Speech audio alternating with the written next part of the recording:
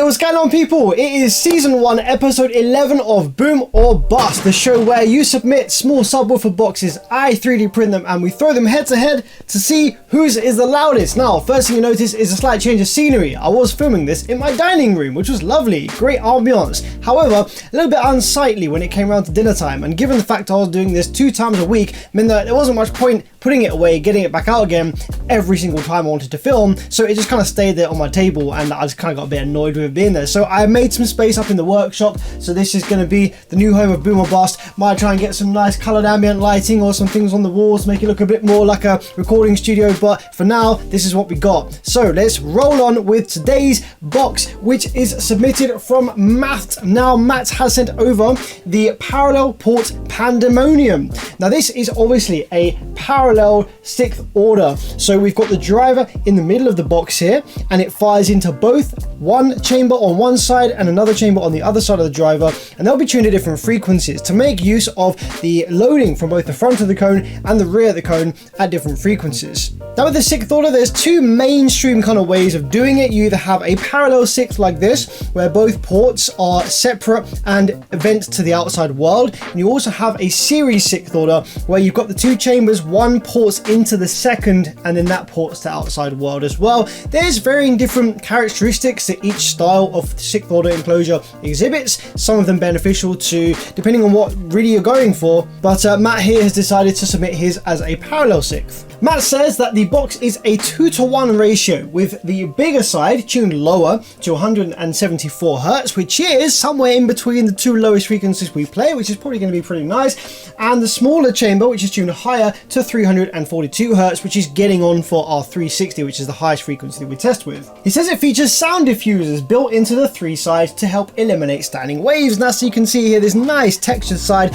One of the great things you can do with 3D printing, less so with wood. You can still do it, but it's not really something that everyone just with their jigsaw and drill could really kind of muster up, this nice textured side piece here. Now, the frequencies that we test with are pretty long, and I don't necessarily know whether these are going to have much of an effect, but it'd be really cool to see how it looks on the DATs anyway. And if this performs well, Matt is happy to share the design with anyone who may so want it. So let's see how well it does, shall we? First thing we need to do is get the top on and let's slap it on the datum DATs and see exactly what the impedance sweep looks like. Oh yeah, now that's the kind of impedance graph I would expect from a 6th order. Let's analyze this. So, because we have 2 ported enclosures essentially on either end of the driver, we've got 2 impedance nulls here, 2 impedance values. One down here at 151 and one down here at 283. Now, Matt did say that he tuned these 2 chambers at 174 and 342. Now, these impedance values suggest that in reality it came out a little bit different. This suggests that the larger chamber, the one that's tuned lower, is actually tuning at 150, which is going to be pretty intense for our low frequency test, because we test 150 on the nose. And then the smaller chamber, which is tuned higher, is actually tuned at around 279, 280, 280-ish, which again is pretty close to the 270 that we actually play. So even though in reality it's come out a little different to what Matt maybe had modeled, I think this is going to perform really well, because it's going to be loading and converting a lot of that kinetic energy that the cone has into air displacement out of the ports at these 2 frequencies that we test. So those are our 2 tuning frequencies for each chamber. This peak in the middle here up at 192, that is where the woofer is not in either sweet spot of either chamber, but they will still be helping a little bit. They will still be working to some extent. And as you can see here, well, the fact that the impedance peak isn't anywhere near as high as it is on the lower frequency unload, when both ports just completely stop working, down here 80 Hz, you can see that we're still going to have some decent load on the cone here up at about 194 Hz. So the second frequency we test is a 198. So even though that is pretty much on an impedance peak, I think that's still going to be pretty good. I don't think we're going to reach mechanical excursion limit at that frequency, even though it's kind of not quite on either of these ports. It's still going to be loaded enough. Now, the third impedance peak here is at 342 Hz. So that is going to be where the air spring of, I want to say probably the smaller, higher tuned chamber is kind of resonating at, and that's getting a little close to the last frequency that we test, which is a 360 hertz. So we go along a little bit. 360 is right about here, which is actually very similar, a little bit lower in fact, to the impedance peak down there at 198-ish. So that's also going to be loaded enough. We're still going to be able to reach a decent amount of power without reaching mechanical excursion limits at the higher frequency either. So I think based on this impedance graph, we might have a pretty solid performer here. Let's just wait and see. Now in regards to those textured sidewalls, it's kind of difficult to tell really whether they're helping in any way. There are a couple of little bumps on the way up the frequency band here. Got one at 741, another little one here at 1.8 kilohertz, another couple up here at 2.8 and 3.4. So they could be to do with the parallel walls. Don't know whether the texture is really helping there because the wavelengths are so long. I don't know whether they'd really get kind of scattered or anything by the texture on there. It's quite a tight texture. Yeah, we're going by the impedance graph. We know this isn't going to be a complete flop at least, but what does it sound like? Like, you've got these two parallel ports here. Does it sound really harmonic, resonating? Is there any chuffing? So let's plug it into the amp and have a quick listen out here, open on the table, see what it sounds like. Let's start off with 150 hertz, which is 25 scaled hertz. Okay. A little bit harmonic, but not too bad. Not as bad as some of the other boxes we've had. Lots of air out of this port. This port is definitely chuffing. So a lot of chuffing, and the harmonics really come in as we increase the volume there. But a lot of chuffing means a lot of displacement out of this port. So I think this can be relatively loud at that frequency. It actually gets louder when I block off this port, which I can't remember. I assume this is going to be the high frequency port. If I block that off, turn it into essentially a fourth order, it actually gets louder at this lower frequency. Next one up, 33 scaled, which is 198. This is on the impedance peak here. That's very potent in person. That's very loud. Displacement from both ports, which is what you'd expect. It's in between the two kind of tuning frequencies where these both ports will still be acting somewhat on the driver. And blocking either of them actually reduces the output level, so both ports here are aiding the output of this frequency. Not really hearing too much distortion on this 33 scaled hertz. Let's try the next one up, which is 45 scaled. This is 270, so this is on the impedance dip again. So this time, loads of air displacement out of this one. So we've now shifted from this port onto this port as the higher frequency box. Nothing changes if we block off this port really at all, because we're above the frequency where this port, this lower tuned one, stops working, and it basically seals itself off above those frequencies. If the frequency is too fast, it doesn't actually get a chance to come out of the port and go back in, so it kind of acts a bit like a seal box. So blocking that off doesn't change anything about this port here, but this one, obviously blocking it completely removes all output from the enclosure because we're blocking the only now usable port exit. Same should happen at 360, which is the highest frequency we play. Oh, that's kind of loud, you know. I think this is going to do really well. Again, only air displacement out of this higher frequency port. And blocking the lower frequency one now does absolutely nothing. There's no perceivable air displacement out of that one at all. Not really hearing a great deal of distortion here either. So once again, I think some harmonics on the lower frequencies, but the highs are quite clean through this setup. So yeah, at the lower frequency, as with pretty much all of these boxes, no matter where you tune it at, there's always quite a heavy harmonics come in at the 25 scaled hertz being a 150. It's not too bad though. The harmonics doesn't overtake the fundamental as we've seen in previous boxes. So this isn't the worst sounding box we've had at this lower frequency. Moving up to 198, this is in between the two ports, and surprisingly, this is actually pretty clean. I was expecting there to be a bunch of harmonics on here where you've got these two chambers working together. I thought there'd be some kind of cancellation, some kind of harmonics between them, but no, actually looks pretty nice and goes very loud as well. It's definitely not the cleanest 198 we've seen, but it's perfectly acceptable. Similar story with the next frequency up being a 270. It is pretty clean, can't really see anything visibly on the sine wave here, and again with the RTA, looks pretty good. Yeah, there's harmonics there, but nothing untoward. And again, almost the same with the 360 hertz, but there is a slight bit of visible distortion to the top half of the the sine wave here. Not really audible, but you can definitely see it a little bit on the sine wave, and the RTA shows that up here as well, but not horrendous, not overly bad. Yeah, and I don't know about you, but I've got pretty high hopes for this one. Not only is it relatively lowish distortion across the board, it also sounds pretty loud out here on the table. Now let's get it in the test cabin, let's run some demo content and see exactly how it fares up against the other boxes in the demo content. In terms of positioning, I think it's clear that this has been designed to be ports up on the back like this. It would technically fit with the ports firing back upright, but that is a bit of a weird orientation and you wouldn't tend to see that in real life. I might try anyway, but I think we're just going to go with ports firing up, box right at the back of the cabin like so. Let's see how it sounds.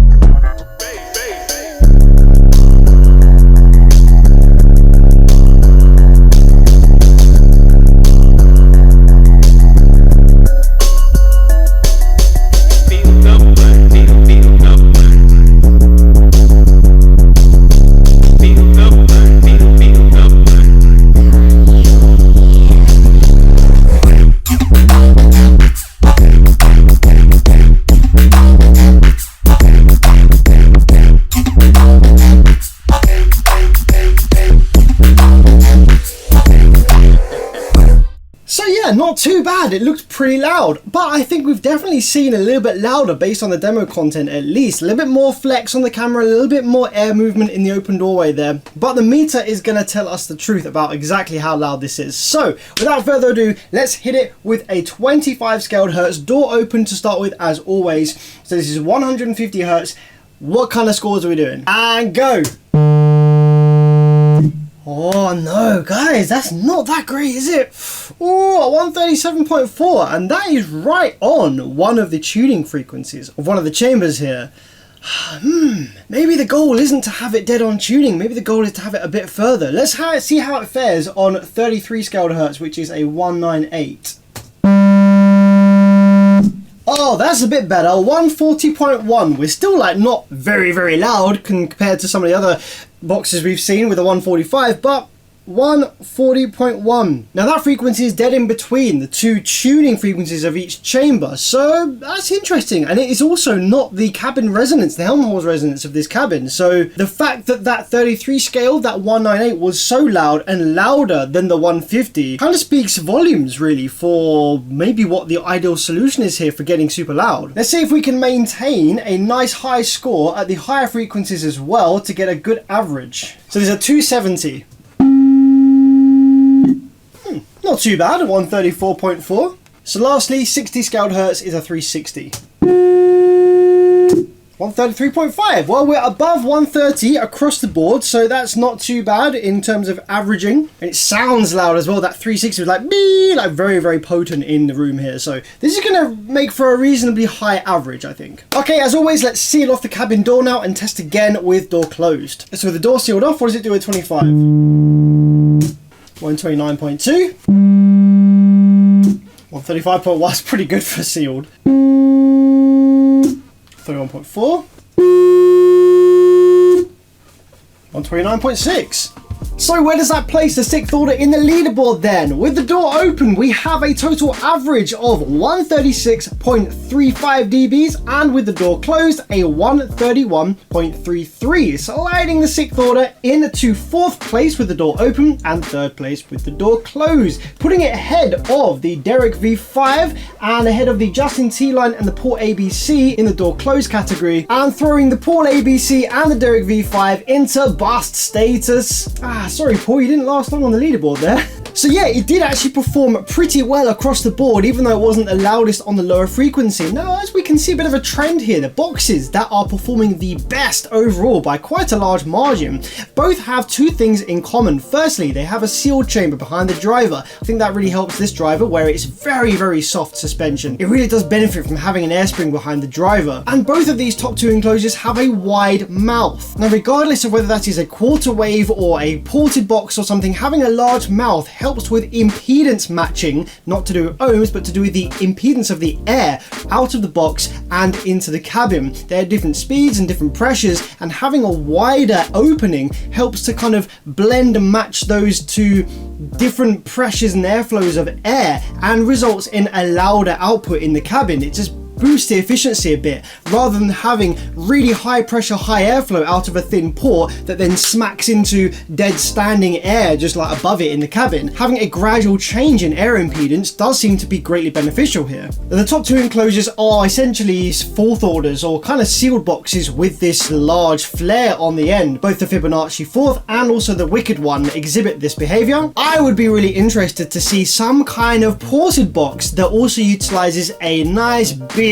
widening kind of flare on the output of the port to help impedance match the output, because this sixth order did have a great deal of airflow. It was high pressure coming out of the port at the 25 scaled hertz, the lower frequency. I just wonder whether this wasn't enough port area to really get that frequency doing anything, to really be nice and loud. It was just very chuffy, very high pressure, but not very loud. So I wonder whether a port twice the area, longer to maintain the same tuning, maybe with a big flare on it, would actually really boost this enclosure's ability to play that 25, because it was loaded, it was at its tuning frequency, so it should have been pretty loud down there, it just wasn't. And this box performed really well at the other frequencies, where it was utilizing more of this kind of higher frequency port, where the frequency is higher, the pressure was less, and the kind of amount of air moving out was a bit less, just because the frequency is a bit higher. Also, we did have this box like this with the ports firing upwards. I imagine we might have gained it a little bit having the ports firing back, and technically that does fit within the space boundaries we've got here,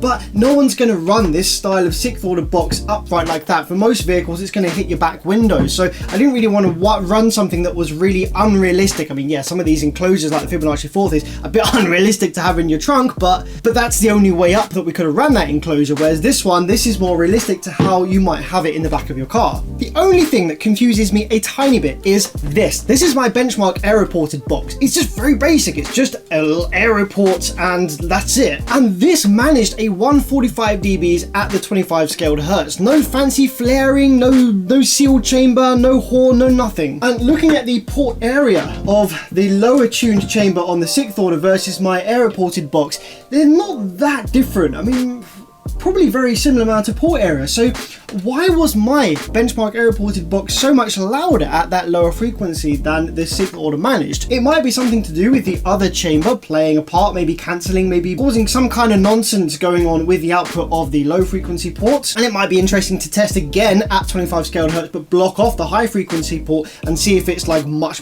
better down there. Or it might have had something to do with the positioning. With the aero port benchmark, we had it fired this way, so the port was firing to the side, which usually in other testing it isn't as loud as firing to the back. So again, kind of interesting here. But yeah, let me know your thoughts. And if you think that you can design a box to finally break the 140 dB average barrier, no one's managed it yet, then feel free to design something, send it in. All the instructions to design something for this series and send it in are in the video description, along with an email address if you want to sponsor this series in some way with a sticker on the test cabin or a sponsored message or segment, then feel free to get in touch. I realize that some of you might be concerned about the change in environment here, going from the dining room to the workshop might affect the scores here. I have done a little bit of testing and didn't seem to make any difference whatsoever, but perhaps at the end of the season, the top 3 in boom status, I might test one last time with the driver, just in case it's changed its parameters, we've got a little bit of a lower FS just in case, and also in the new environment, just to make sure that those 3 are still in the same order on top of the leaderboard at the end of the season.